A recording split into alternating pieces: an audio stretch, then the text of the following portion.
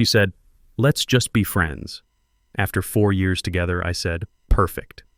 Then I treated her exactly like I treat my other friends with boundaries. She discovered what just friends really meant when I started dating her colleague. I'm Drew, 36, and I got the "let's just be friends" speech from my girlfriend Melissa, 34, 3 weeks ago. We'd been together for 4 years, owned a condo together for 2. I thought we were solid. We'd just refinanced our mortgage last spring, had beneficiaries set up on our 401ks, the whole adult thing. Her sister's wedding is next summer where I was supposed to be her +1. We'd even started getting questions from both sets of parents about when we were going to make it official. Then on a random Thursday evening after work, she sits me down. "We need to talk." Me, already knowing where this was heading but hoping I was wrong. "Okay. I love you, Drew, but I'm not in love with you anymore. I think we should transition to being friends." Transition? Yeah, we get along so well, have the same professional network in marketing, similar interests. We'd make amazing friends, but not amazing partners. She's looking uncomfortable. "It's not like that. I just need to find myself, explore who I am outside of us. But I don't want to lose you completely." "So you want to break up but keep me around?" When you say it like that, it sounds bad. I just think we're better as friends. We can still hang out, still be part of each other's lives, attend industry events together. Here's what killed me. She said all this while having already packed 2 suitcases. Her colleague Caroline was picking her up in an hour to stay at her place. She'd planned this whole thing out, down to having somewhere to crash. "You've already got an exit strategy." "I knew you'd be upset." Caroline said I could stay with her while we figure out the living situation. The living situation? Well, yeah. We'll need to sort out the condo, but there's no rush. We're adults, we're friends. We can make this work. I sat there processing. 4 years, joint mortgage, talking about kids someday, and now she wants to be buddies. "Okay." She looked surprised. "Okay?" "Yeah, let's be friends. You're right, we should be able to make this work as adults." She actually smiled, relieved, like I just agreed to her perfect plan where she gets to dump me but keep all the benefits of having me in her life. Oh, thank God, I was so worried you'd hate me or make this difficult. See, this is why we're perfect as friends. She left that night. Caroline picked her up, gave me this pitying look like I was some kicked puppy. I just waved. The next morning I did exactly what Melissa asked. I treated her like a friend, and that's when I learned she had a very different definition of friendship than I did. First text came at 7 a.m. Melissa. "Hey, hope you slept okay. Could you drop off my work laptop? I forgot it in the rush." Me. "Sure, I'll leave it at the front desk of your office Monday." Melissa. "Can't you bring it by Caroline's? I need it for the weekend." Me. "I've got plans. Monday works better for me." Melissa. "Plans? What plans?" Me. "Friend stuff. See you Monday." She didn't like that. But what was she going to say? We're just friends now. Friends don't drop everything for each other. Saturday, she texted again. Melissa. "Hey, Caroline and I are going to that new brunch place downtown. Want to come?" Me. "Thanks, but I'm good. Have fun." Melissa. "Come on, we always do Saturday brunch." Me. "That was when we were dating. Enjoy your meal." 2 hours later, Melissa. "This is weird. Why are you being like this?" Me. "Like what?" Melissa. "Distant, cold." Me. "I'm being friendly. Literally what you asked for." Week 2 of friendship and Melissa was starting to crack. See, when she said, "Let's be friends," what she meant was, let's keep everything exactly the same minus the romance and sex. What I heard was, let's have appropriate boundaries like I do with all my other friends. She showed up at the condo Tuesday while I was at work, still had her key, helped herself to some stuff she'd left behind, even grabbed groceries from the fridge. Left me a note. "Borrowed some things. Hope that's cool." I texted her. "Hey, noticed you came by. I'll need the key back when you get a chance." Melissa. "What? Why?" Me. "My friends don't have keys to my place." Melissa. "But I still have stuff there." Me. "We can arrange times for you to get your things, just like friends do when they need to pick stuff up." Melissa. "This is ridiculous. We live together." Me. "We used to live together. Now we're friends. Different relationship, different boundaries." She came by that evening furious. You changed the locks? Need the key back. I gave notice to the mortgage company yesterday. You're no longer an owner here. Here's a box of your immediate stuff. We can schedule time for the rest. I can't believe you're being so petty. Petty? I'm treating you exactly like I treat my friends. None of them have keys to my place or are on my mortgage. But I'm not just any friend. According to you, that's exactly what you are. The entitlement started showing. She expected to still be my emergency contact at work, still be on my Netflix, still have access to my Amazon Prime account. Nope. But the real kicker came that weekend. Our mutual friend group from the marketing industry was having drinks at our usual spot downtown. I showed up solo. She showed up with some guy named Neil from her gym. Melissa, loudly enough for everyone to hear. This is Neil. We met at spin class. Neil seemed nice enough, clearly brought as a prop to make me jealous.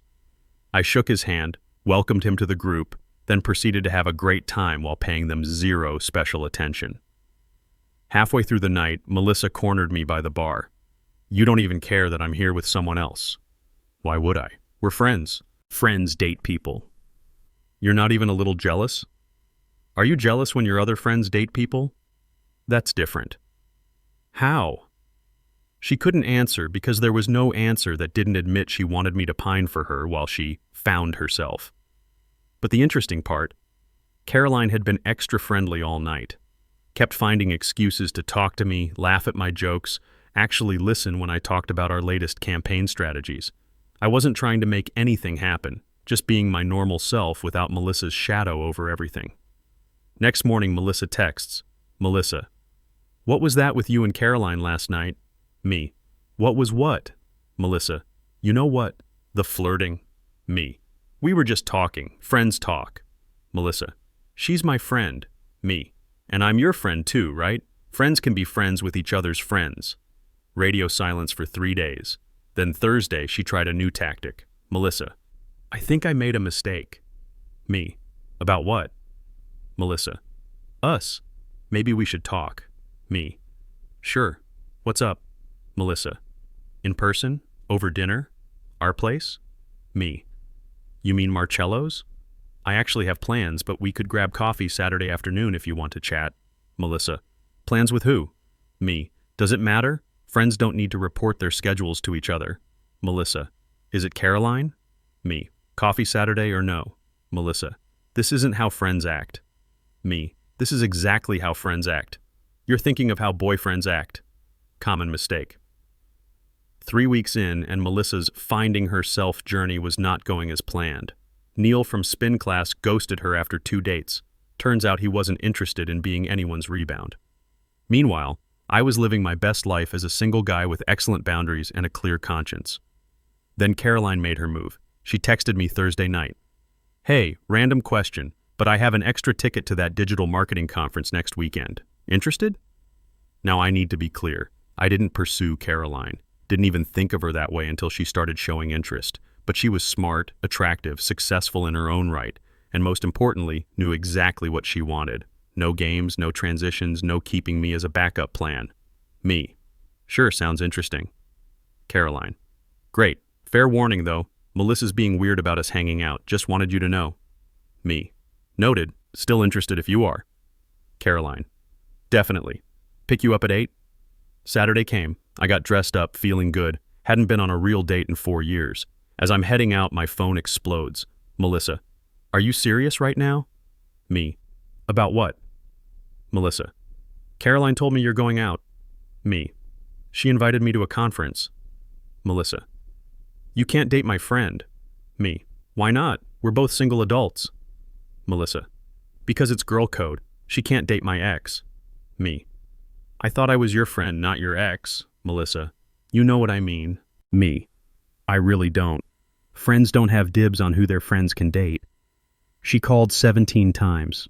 I put my phone on silent. The conference with Caroline was fantastic. She was brilliant, funny, asked thoughtful questions about my work in data analytics, something I'd never really appreciated when she was just Melissa's colleague from the creative side. We talked about everything except Melissa. Well, until the end. I should probably tell you, Melissa's losing it. She called me crying yesterday, saying I betrayed her. How do you feel about that? Honestly, she's been a pretty crappy friend lately. Everything's about her journey and her growth. She literally told me last week that keeping you around was her safety net in case she didn't find someone better. Caroline looked me straight in the eye. That's actually what made me realize you deserved better, and that maybe I wanted to take a shot. We kissed goodnight. Nothing more, just a perfect first date kiss. I posted nothing online, told no one except my brother, but somehow Melissa knew. Sunday morning, 6 a.m., she's pounding on my door. Open up, Drew, I know you're in there. Me, through the door. It's 6 a.m., Melissa.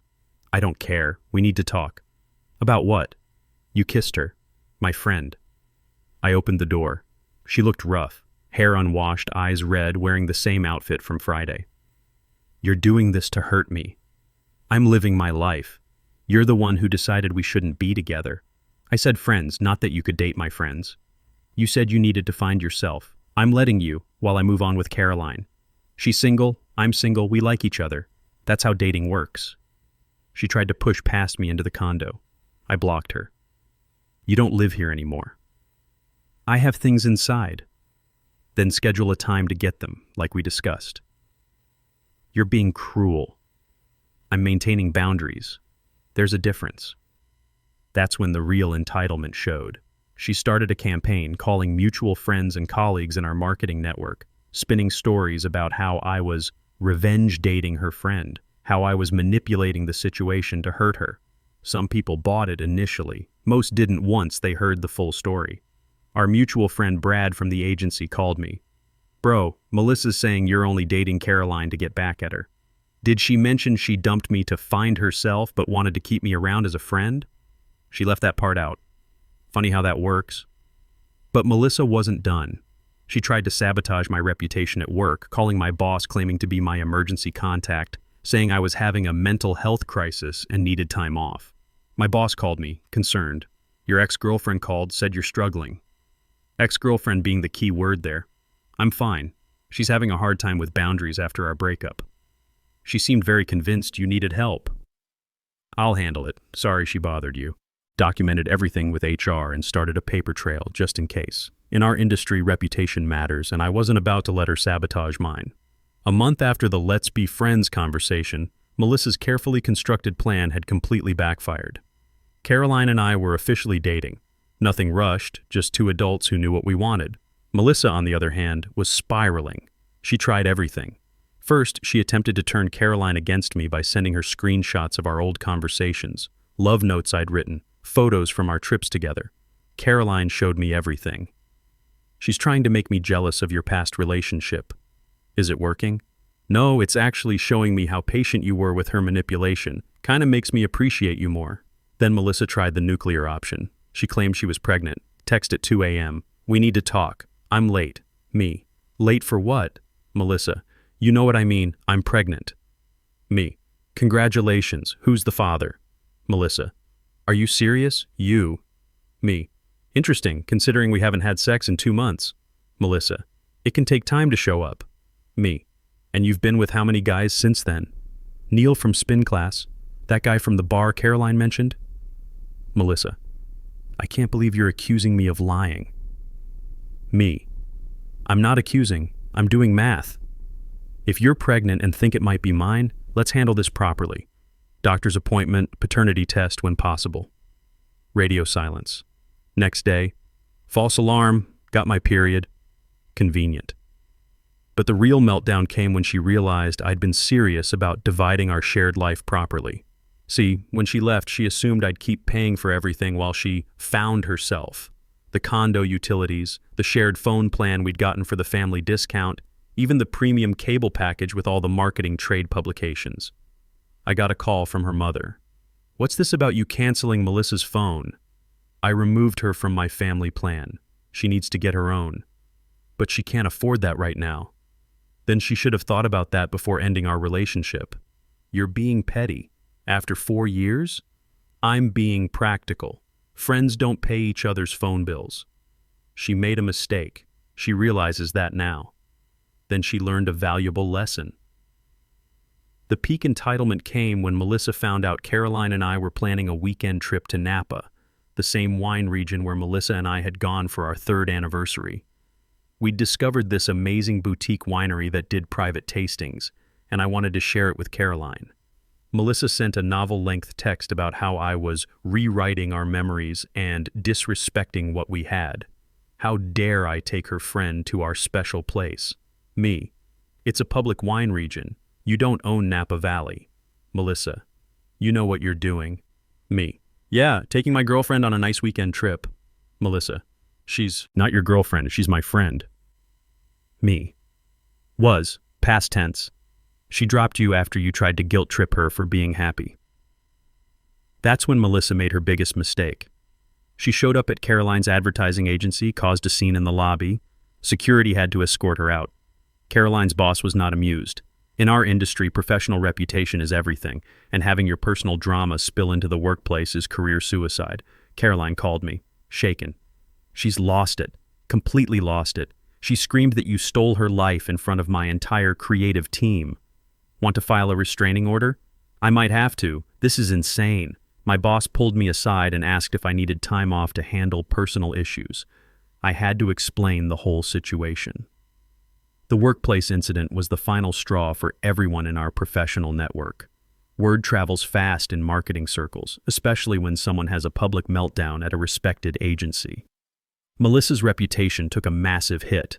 Clients started asking for different account managers. Her boss at the firm began documenting her increasingly erratic behavior and frequent absences. Meanwhile, Caroline and I were thriving. Our Napa weekend was perfect. We talked about everything, shared career goals, discussed the future without drama or manipulation. She was building a portfolio to go freelance, and I was considering a move to a larger analytics firm. We were planning like adults, supporting each other's ambitions. The contrast couldn't have been starker. While Melissa was having meltdowns and burning professional bridges, Caroline and I were building something real and stable. Our colleagues noticed too. The marketing community is small, and people were starting to see the difference between healthy and toxic relationships. Neil from Spin Class, meanwhile, had moved on completely. He was posting constantly about his new girlfriend, a personal trainer from his gym. Every happy couple photo was like a knife to Melissa's already wounded ego. She'd lost her backup plan, her safety net, her rebound guy, and now her professional standing was in jeopardy. The restraining order was the wake-up call Melissa needed. Well, that and getting written up at work for missing too many days while having her various meltdowns. Turns out, finding yourself is hard when you're also stalking your ex and his new girlfriend while simultaneously destroying your career prospects. Her supervisor called it a pattern of unreliable behavior incompatible with client service excellence. In marketing, that's basically a death sentence. Clients expect consistency, reliability, and professionalism. Melissa was providing none of those things. Last I heard from mutual friends in the industry, she'd been let go from her position. The official reason was downsizing, but everyone knew the real story. She'd moved back in with her parents in Phoenix. She was in therapy, court-mandated after the workplace incident. She was blocked on everything by both Caroline and me. Our mutual friend Brad, who worked at a competing agency, gave me the final update. She's working part-time at a bookstore now, completely out of marketing. Apparently her meltdown at Caroline's agency made the rounds. No one wants to hire someone who brings personal drama to the workplace. The professional consequences were swift and brutal. In an industry built on relationships and reputation, Melissa had destroyed both. She'd gone from a rising account manager with a promising career to unemployed and blacklisted, all because she couldn't handle the consequences of her own choices. Caroline and I, meanwhile, were planning our 6-month anniversary trip to Europe. We'd both gotten promotions, me to senior analyst, her to creative director at a new agency that actively recruited her after hearing about her professionalism during the Melissa situation. Success, it turns out, is the best response to someone trying to drag you down. The entitlement never fully broke, though. She sent one last email before I blocked that, too. I hope you're happy. You got everything you wanted. You turned my friend against me, made me look crazy, ruined my career, all because you couldn't handle being just friends. I tried to let you down easy, to keep you in my life because I cared about you. but you had to be vindictive. You had to win. Well, congratulations, Drew. You won. You and Caroline deserve each other. I didn't respond. What was the point? In her mind, she's still the victim of some elaborate revenge plot instead of someone facing the consequences of her own choices. The truth? I never planned any of this. When she said, "Let's be friends," I took her at her word and treated her exactly like I treat my friends, with boundaries, respect, and appropriate distance. The fact that she couldn't handle that says everything about what she really wanted. She wanted me to pine, to beg, to wait around while she played the field. She wanted the emotional security of knowing I was there while she looked for something better. When I didn't play that role, when I actually treated her like a friend and moved on with my life, her whole plan collapsed. Caroline and I are still together 10 months later. It's been good, drama-free, honest, adult. We joke sometimes about the insane way we got together, but mostly we just enjoy each other. She got that creative director position at Brennan and Associates, one of the top agencies in the city. I moved to Premier Analytics as their senior data specialist. We're both thriving professionally, partly because we support each other instead of creating chaos. We bought a place together last month. Nothing huge, just a nice 2-bedroom condo closer to downtown where we both work. It feels good to make decisions with someone who actually wants to be there, who isn't constantly looking for the exit or keeping me around as a backup plan. The difference between a healthy relationship and whatever I had with Melissa is night and day. Caroline and I talk about everything: career moves, financial goals, travel plans, even the possibility of kids someday. There's no manipulation, no games, no wondering where I stand.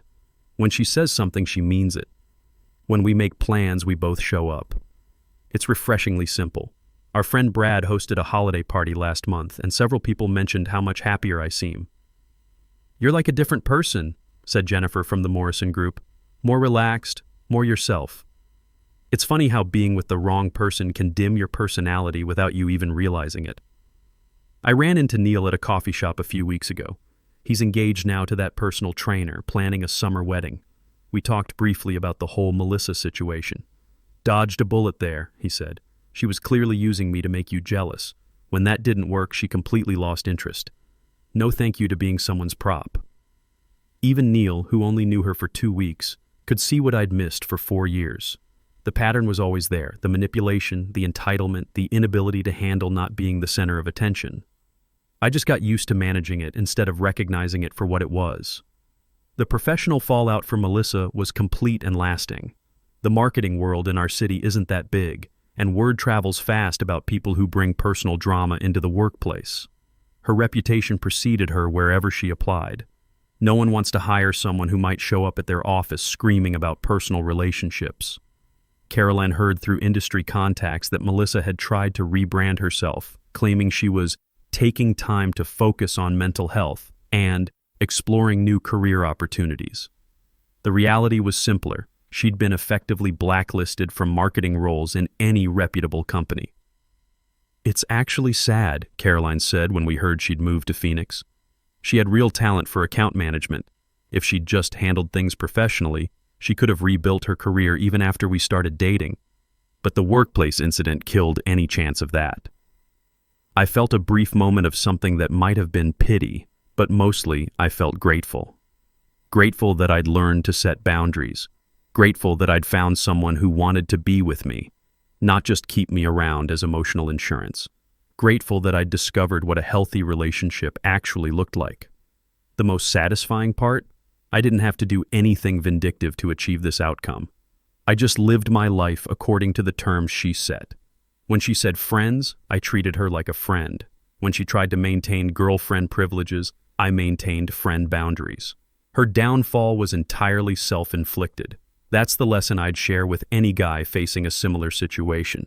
When someone shows you who they are, believe them. When they tell you what they want, take them at their word. Don't try to read between the lines or hope they mean something different. If someone says they want to be just friends after years together, they're telling you that you're not their priority anymore. Act accordingly. Real friends want you to be happy. They don't expect you to put your life on hold while they explore other options. They don't feel entitled to relationship benefits with friendship labels. They don't try to sabotage your new relationships or professional reputation when things don't go their way. Melissa wanted all the benefits of a relationship without any of the commitment or respect that comes with it. She wanted me to be her backup plan, her safety net, her emotional support while she looked for something better. When I refused to play that role, reality hit hard. The best part? Caroline and I are planning our future together. We're talking about a summer wedding, maybe in Napa, at that winery we loved. We're discussing career moves that would benefit both of us. We're building something real, something equal, something honest. Sometimes I wonder if Melissa ever figured out what went wrong, if she learned anything from the experience, but mostly, I don't think about her at all. I'm too busy being happy with someone who actually wants to be there. That's the real victory, not just escaping a toxic situation, but finding out what you deserve and refusing to settle for less. Melissa did me a favor when she asked to be just friends. She freed me to find something genuine. Sometimes the best revenge is simply living well and letting natural consequences do their work.